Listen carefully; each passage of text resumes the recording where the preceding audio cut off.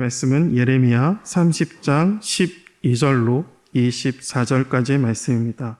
너를 흩었던 그 모든 이방을 내가 멸망시키리라. 그럴지라도 너만은 멸망시키지 아니하리라. 그러나 내가 법에 따라 너를 징계할 것이요 결코 무죄한 자로만 여기지는 아니하리라. 여호와께서 이와 같이 말씀하시니라. 내 상처는 고칠 수 없고 내 부상은 중하도다. 내 송사를 처리할 재판관이 없고 내 상처에는 약도 없고 처방도 없도다. 너를 사랑하던 자가 다 너를 잊고 찾지 아니하니 이는 네 악행이 많고 내 죄가 많기 때문에 나는 네 원수가 당할 고난을 내가 받게 하며 잔인한 징계를 내렸도다. 너는 어찌하여 네 상처 때문에 부르짖느냐? 네 고통이 심하도다.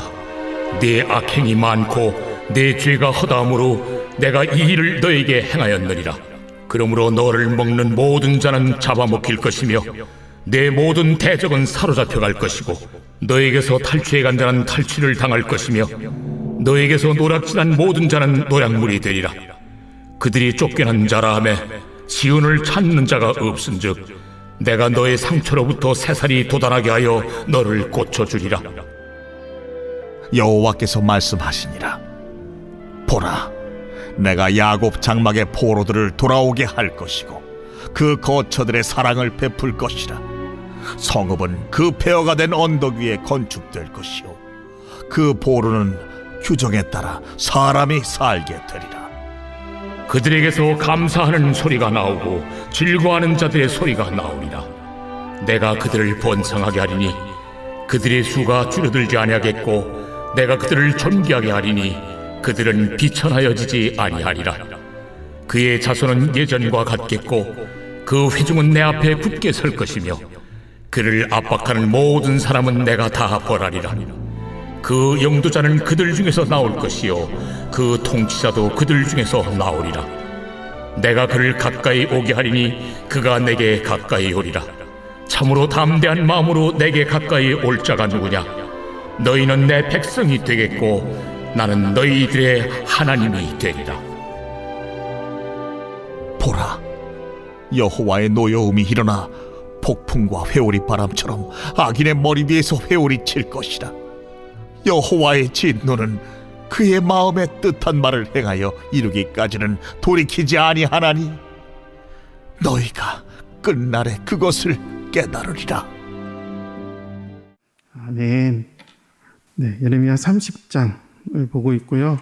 특별히 30장부터 33장까지는 예레미야의 전체를 통틀어 보면 어떻게 보면 가장 긍정적이고 밝은 장이죠. 그러니까 이전까지는 심판에 대한 말씀이었습니다. 근데 30장부터 33장의 말씀은 다시 회복에 대해서 말씀이 있습니다. 그럼에도 불구하고 오늘 12절은 심판의 내용이 있죠. 특별히 이 30장의 전체적인 구조를 말씀드리면요. 심판의 내용이 있습니다. 12절에 심판의 내용이 있는 것처럼 전체적인 구조가 3절에 회복의 말씀이 있고요. 4절로 7절이 심판의 내용이고요. 7절 하반절부터 11절은 또 회복의 메시지예요. 그리고 12절부터 15절은 심판의 메시지고요. 16절부터 22절은 회복의 말씀이고 23절, 24절은 심판의 메시지. 이렇게 회복, 심판, 회복, 심판, 회복, 심판 이렇게 세 번의 패턴을 말씀하시면서 하나님께서 반드시 너희를 회복해 할 거다라고 말씀을 하시는데 회복이 그냥 일어나는 것이 아니라 이 하나님의 심판을 통과해야지 회복을 경험할 수 있다라는 것을 알게 해주는 구조 가운데 30장이 쓰여졌습니다. 그래서 12절에 보면 오늘 말씀이죠. 내 상처는 고칠 수 없고 내 부상은 중하도다 되어 있어요. 그러니까 유다가 지금 하나님의 징계로 말미암아 상처를 입고 부상을 입었습니다. 그래서 11절이죠. 우리가 어제 말씀드린 11절에 이는 여호와의 말씀이라 내가 너와 함께 있어 너를 구원할 것이라 너를 흩었던 모든 이방을 내가 멸망시키리라. 그럴지라도 너만을 멸망시키지 아니하리라. 그러나 내가 법에 따라 너를 징계할 것이요 결코 무지한 자로만 여기지는 아니하리라. 그러니까 하나님은 성실하게 징계하십니다. 그러니까 우리의 죄를 그 죄 있는 자리로 그냥 두시는 하나님이 아닙니다. 징계는 또 다른 표현으로 사랑이죠. 잠언 3장 12절에요. 대저 여호와께서 그 사랑하는 자를 징계하시기를 마치 아비가 그 기뻐하는 아들을 징계함 같이 하시느니라. 바로 징계는 사랑이라는 거예요. 그렇죠? 그래서 하나님은 우리를 징계하십니다. 하나님께서 우리를 책찍질하시고요. 우리에게 상처와 부상을 입게 하십니다. 그럼에도 불구하고 하나님은 징계만 하는 하나님이 아니시죠. 도로 낫게 하시는 하나님이세요. 지금 남유다의 상처와 부상이 허락하신 분이 하나님이세요.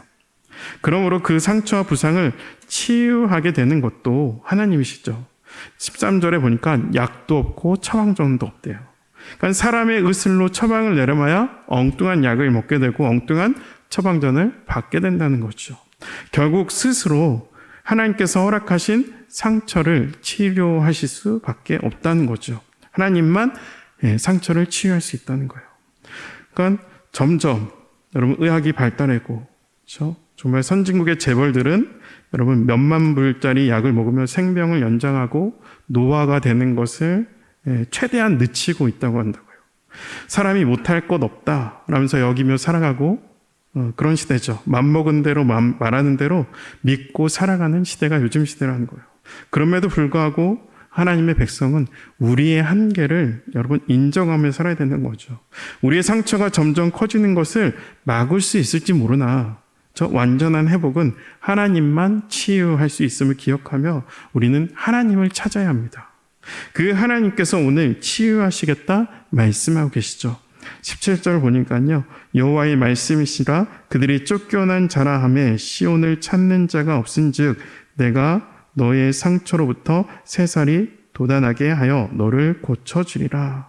그러니까 언제는 상처를 받게 하고 언제는 상처에 새살을 돋게 하겠다. 언제는 찢으시고요. 언제는 다시 싸매어 주시고요. 언제는 흩으시는데 언제는 다시 모아주시고요. 언제는 낮추시는데 언제는 높여주시고요.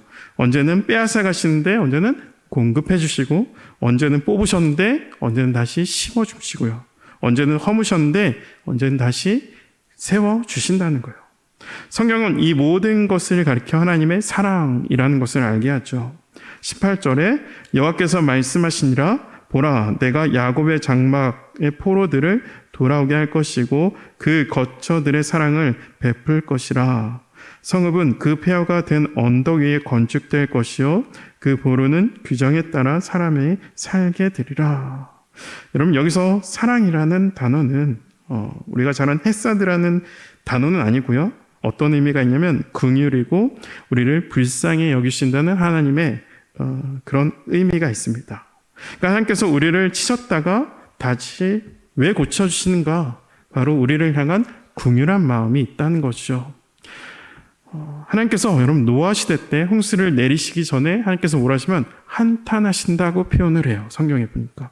그러니까 죄가 가득한 세상 싹 쓸어버려야지 하지 않으시고 하나님께서 마음 아프시고 한탄했다는 거예요. 하나님의 사랑, 하나님의 긍휼함이 사람을 심판하기 전에 한탄하게 했다는 거죠. 우리에게 소망이 있는 까닭은 우리가 잘못했을지라도 우리가 범죄했을지라도 우리가 또다시 하나님을 실망시켰을지라도 하나님은 저와 여러분을 언제나 긍휼히 여겨주시고 불쌍히 여겨주십니다. 우리 하나님은 성실하십니다.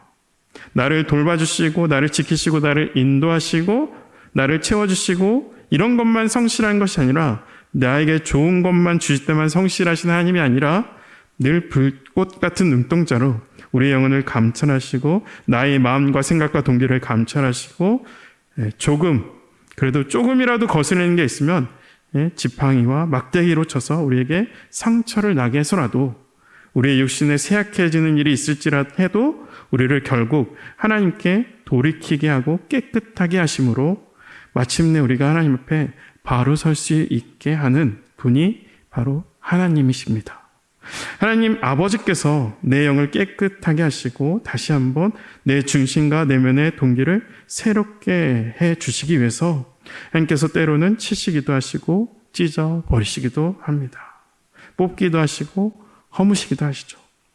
여러분, 우리를 사랑하셔서 성실하게 징계하시는 하나님, 그 성실하게 심판하시는 하나님을 그런 하나님을 보며 우리가 불평하고 불망하는 것이 아니라 우리가 하나님께 감사로 찬양으로 올려드릴 수 있어야 됩니다.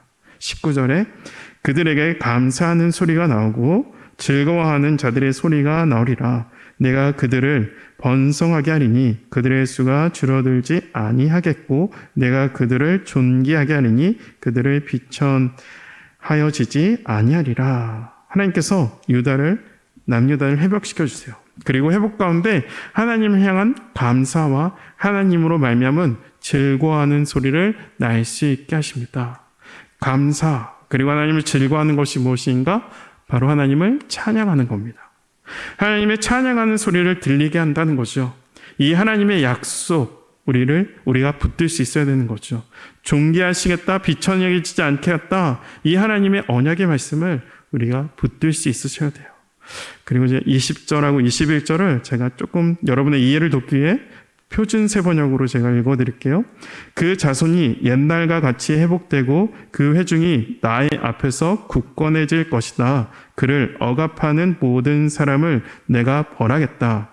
그들의 지도자가 같은 결핵 가운데서 나오고 그들을 통치자가 같은 민족 가운데서 나올 것이다. 내가 그를 부를 때에 그는 나에게 가까이 올 것이다. 그렇지 않으면 누가 감히 목숨을 걸고 나에게 가까이 올 수 있겠느냐. 나 주의 말이다. 라고 21절 말씀이었어요.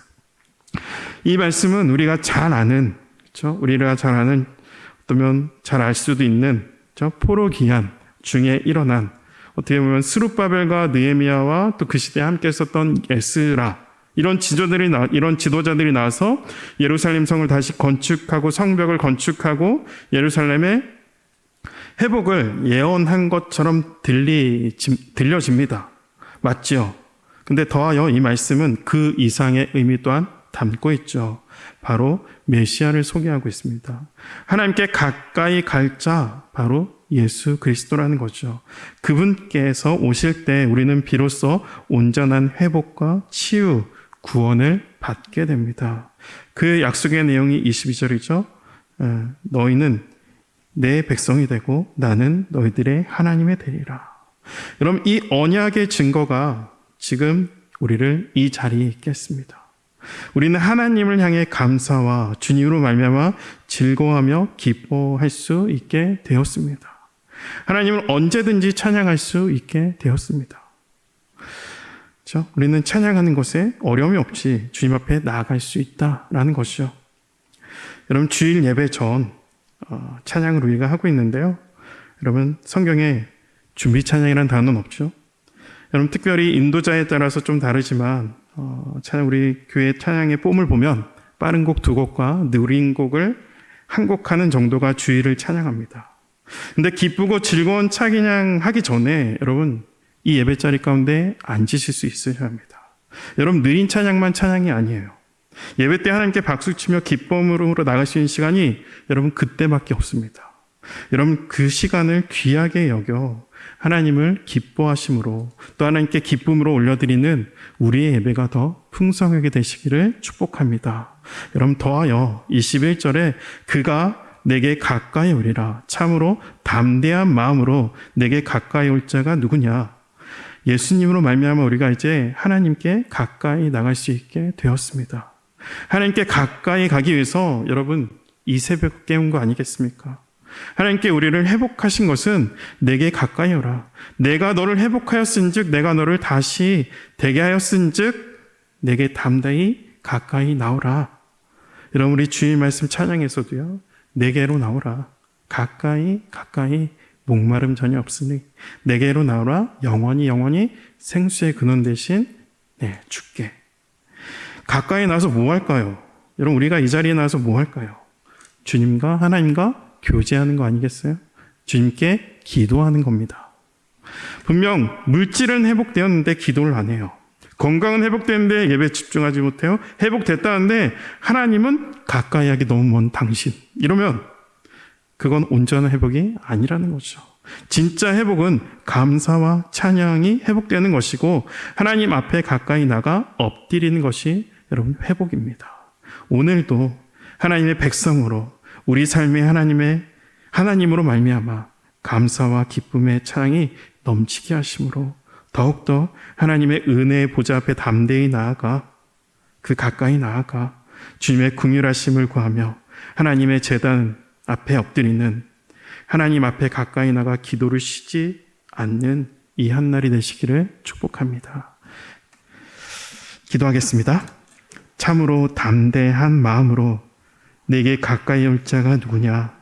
너희는 내 백성이 되겠고 나는 너희들의 하나님이 되리라. 하나님, 우리를 하나님의 백성 삼아 주셨으므로 우리가 주님께 가까이 나왔습니다. 하나님 아닌 다른 것에 가까이 하는 것이 아닌 오직 하나님께만 가까이 하는 자들 되게 하여 주시고 하나님을 가까이 하는 자들에게 기쁨과 감사가 넘치게 하소서. 선물같이 주신 오늘 하루 시작을 하나님께 가까이 나왔사오니 우리의 기도 가운데 응답하여 주시옵소서. 감사드리며 주님을 다시 높여드리며 찬양드리며 예수 그리스도 이름으로 기도합니다. 아멘.